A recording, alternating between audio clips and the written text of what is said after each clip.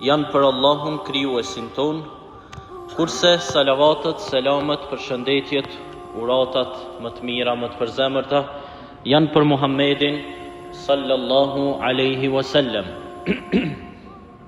Të nderuar vëllezër të pranishëm, sot me lejen e Allahut do të flasim një temë e cila konsiderojmë se është me rëndësi për secilin besimtar.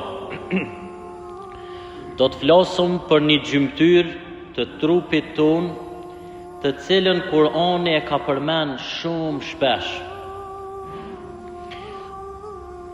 Sigurisht do të flasim në aspektin shpirtëror.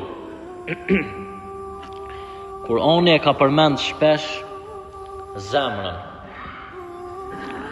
edhe ka konsideru si qendra e udhëzimit dhe e devotshmërisë. Allahu në Kur'an ka thonë: "Elahum qulubun la ya'qiluna biha." Disa kanë zemra që nuk logjikojnë, nuk kuptojnë, nuk meditojnë përmes zemrave të tyre. E ka potencu se zemra mundet me qenë vendi ku pranohet ose refuzohet e vërteta. Dietarët islam e kanë komentu këtë ajet duke thonë se zemra nuk është vetëm një organ fizik, po edhe është një mjet i perceptimit shpirtëror. Dietarët islam gjithashtu kanë thonë se llojet e zemrave janë 3 në aspektin shpirtëror. Në një është zemra e gjallë. Zemra e gjallë është ajo zemër e cila është e lidhur me Allahun e Madhnueshëm. Është ajo zemër e qetë, është ajo zemër që e përmend Allahun e Madhnueshëm. Është ajo zemër që e lexon dhe i përmbohet librit të Allahut të Madhnueshëm, Kuranit. Pak janë nga zemrat e gjalla, edhe nga ne fetarët, që i themi vetës fetar, pak kemi zemrat e gjalla, që e përmendim vazhdimisht Allahun e Madhnueshëm, që e kemi zemrën tonë të lidhur me Allahun, që e lexojmë dhe mundohemi ta praktikojmë librin e Allahut, Kuranin. Nëndë është zemra e sëmur, kështu e kanë thënë dietarët. Është një zemër e cila ka besim, ama ka edhe disa dobësi të shumta, ka dyshime brenda saj. Kjo zemër është ajo zemra e cila lufton brenda për brenda vetës së vet mes të mirës edhe të keqes. Ndoshta këtu jemi ne fetarët me shumicë që kemi zemrat të njollosura, zemrat të sëmura, që kemi nevojë vazhdimisht ta pastrojmë zemrën tonë. Do të flasim në vazhdim për pastrimin e zemrës, se si bëhet në aspektin islam shpirtëror. Dhe në 3, zemra e vdekur, kështu e kanë thënë dietarët islam. Është ajo zemër e cila nuk ka besim, nuk është e lidhur me Allahun e Madhnueshëm. Është e lidhur vetëm për materialin, vetëm për këtë dynjë. Është ajo zemër pra që quhet zemra e vdekur. Allahu në një ajet tjetër kuranor ka thonë: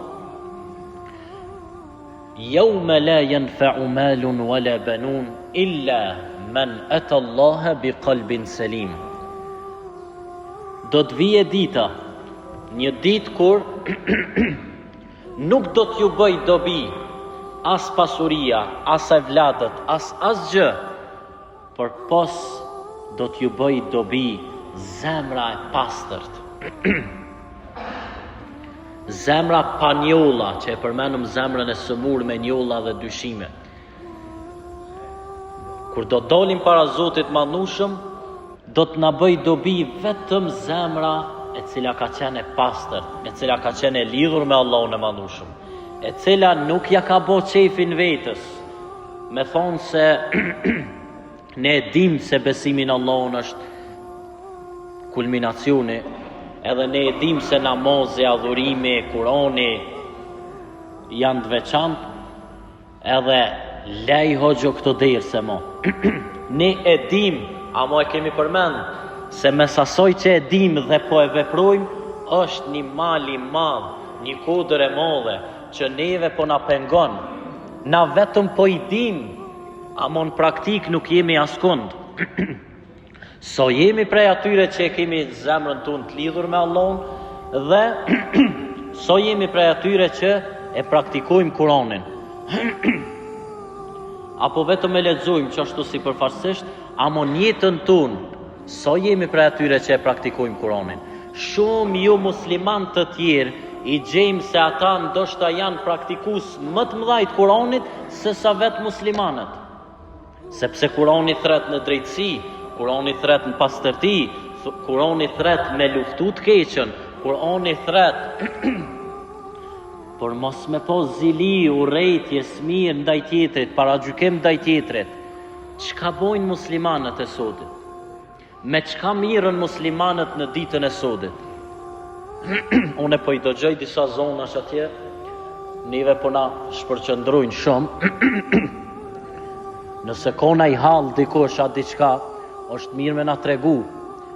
Ose nëse ka diçka më me rëndësi, ka përgatit një ligjërat më me rëndësi, hec s'ka dert, na ja jo po mikrofonin e dëgjojnë.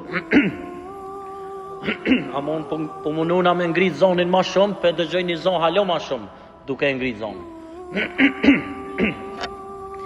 Pro, so janë muslimanët të lidhur me mësimet e Kuranit. Që kjo gjendje muslimanëve që është në ndikimin edhe në udhëheqjen e ju muslimanëve, është si pasojë se këta janë musliman të mirë, ju kanë kopë Kuranit, e jena tamam për mashallah, apo për shkak se ju kemi largu Kuranit. A e meritojmë na që të gjendje që jemi? Po e meritojmë, sepse na e kena lënë Kuranin, na e kena lënë fjalën Ikra, na halo përmenum shkencëtar e dietar të kalumës. Se s'kena tash dikon me përmen. Halo përmenum disa që i kanë prodhu kamerën e pore, matematikën e ato e këto e krejt e Egjiptin e lashte, livdu me ata të kalumt. Jo rasisht e bojnë këto. Ishtë doshtë edhe dikon tasht me përmen, po jo, sepse në përgjësi komplet na e kena lanë pra Kuranin. Edhe e kena reduktu fetarin veç me shku në xhami. Edhe fjallën Ikra, sidomos fjallën Ikra, na vetëm si fjallë e dina. Lexo, fjalla e por lexo, cili është libri i fundit që e lexojnë muslimanët. Pyete vetveten, cili është libri i fundit që e ke lexuar? So dëm zemra e shpirti yt për me kontribu për fejen e Zotit Madhnushëm, për përmirësimin e muslimanëve, për përmirësimin e gjendjes në tokë. So jemi prej atyre pro që kemi zemrën e lidhur me Allahun dhe mundohemi me pasu Kur'anin, tamam, mësimet e Kur'anit. Apo jemi prej qasoj kategorisë që kemi besim, amo e kemi zemrën e njollosur dhe e kemi shumë të lidhur me materialin me dynjon.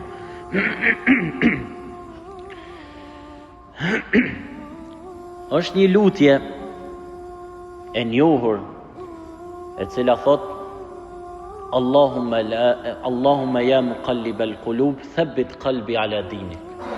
O Allah i Madhnushëm, që je rrotullues i zemrave, përmirësues i zemrave, përforco ma zemrën time në fejnë tënde, në mësimet e fejës tone. Se cili prej nesh është mirë me e bo këtë lutje sa ma shpesh. O Allah i Madhnushëm, përforco ma zemrën time në mësimet e kësaj feje të bekume. Pastaj është një thonje profetike e cila na shërben shumë për me kuptu rolin e zemrës së besimtarit sidomos.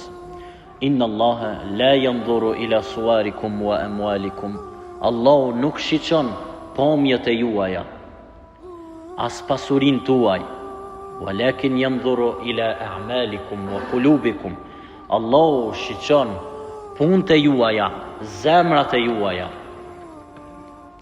Allahu e din shumë mirë se çka fshehim ne në zemrat tona.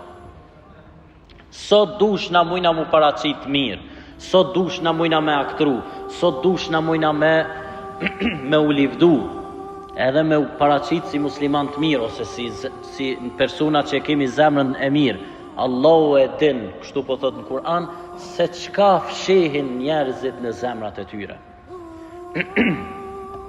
Është synim pro i Islamit që zemrën e secilit njeri ta pastroj.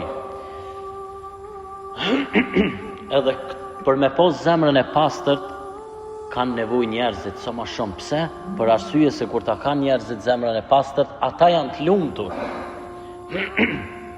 Ata janë të lumtur. Na secili mundohemi me arrit një lloj lumturie të përkohshme në këtë botë. Se s'ka lumturi të përhershme në këtë botë. E qatë lumturi që mundohemi me arrit ne, arrihet përmes zemrës pastërt, përmes pastrimit zemrës tonë, përmes largimit të çatyne njollave që i përmena. Me pastru zemrën. Mos me posu rejtje në zemrën tonë. Mos me luftu tjetrin.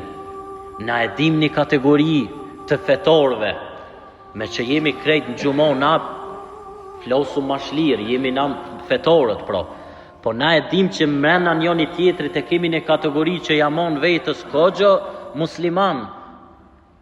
Ata as njëherë nuk njihën një histori që kanë luftu me dikë tjetër, me jo muslimanët. Krejt luftën e tyre e kanë brenda. E sulmujmë vetën tonë, i sulmujmë rodhët, sofat e muslimanëve brenda. Çdo ditë duke etiketu tjetrin. Asnjëherë nuk i gjojmë duke i etiketu ju muslimanët, po pikrisht hoxhallarët, muslimanët, dikush që punon diçka direkt munduhen me ju kop dikun me akuzu. Nuk mund të ecim pro kështu përpara, përderisa kemi zemrat të njollosura. Se na po e dim rregullin islam që s'ka njeri pa gabime, s'ka as besimtar pa gabime. E pse ne e kemi një kategori, ndoshta dhe jemi prej tyre, që sa po të gaboj dikush prej muslimanve, çka unë jo e zezë themi për to. Ne pro duhet me pastru zemrën tonë, me eduku zemrën tonë, që kur të gabon dikush, me arsyetu, me i gjetë fjallë, ku janë e kus janë me arsyetu. So që kanë thonë djetarët, edhe nëse s'mun është kur qysh me arsyetu, se ku me di sa çka pas ka bon, thuj vetës tone, nashta e ka pos në arsyja në i hal, edhe e ka bon qatë filan vejprën. Amo mos e akuzo, mos e nënçmo, mos e rëno tjetrin. Pa e kuptu që ta muslimanët, është problem me dal prej kësaj situate ku jemi. Pra jemi në një gjendje, që edhe këtë gjendje ka përshkru Muhamedi a.s. Përderisa do të largohemi nga mësimet dhe urtësitë e Kur'anit, do të jemi ndoshta në numër të shumt, por do të jemi si shkuma e detit. Nuk do të kemi fuqi. Pra, është mirë se cili prej nesh të mundohet pra ta pastroj zemrën e tij. Ta bëj shprehi që zemra e tij ti arsyetoj të tjerët, jo ti gjykoj të tjerët. E kemi dëgju na shpesh këtë thonjën, unë e kam zemrën e mirë. Sheja e por, sidomos tek ne, në trojet tona, sheja e por, që zemra nuk është bashkë në rregull, është çaj që thotë e kam zemrën e mirë. Që tu veç në hopi i por kallëzon që diçka nuk ka në rregull. Edhe psikologët na tregojnë që njerëzit kanë nevojë, janë të prirur me e shfoq një diçka edhe me reklamu një diçka që mas po këte e posedon. Tashtaj nuk e ka ndoshta, e di që gjendjen e ka shumë trone, nuk e ka zemrën e mire, i mungojnë shumë vepra të mira, e tash deklarohet se unë jam i mire, unë munohet me dëshmu përmes fjalëve. A faktikisht Allahu i shiqon veprat. E tham hadithin, s'ka nevojnë ti me kallëzua e ki zemrën e mirë. Ti përmes veprave e dëshmon këto. S'ka nevojnë me pas fjalë. Allahu na mundsoft, ti jemi prej atyre që e pastrojmë zemrën tonë, ti jemi prej atyre që e heqim zilin, urrejtjen nga zemrat tona, ti jemi prej atyre që mundohemi me i arsyetu të tjerët edhe kur gabojnë. E qulu qawli hadha wastaghfirullaha li wa lakum min kulli dhanbin fastaghfiruhu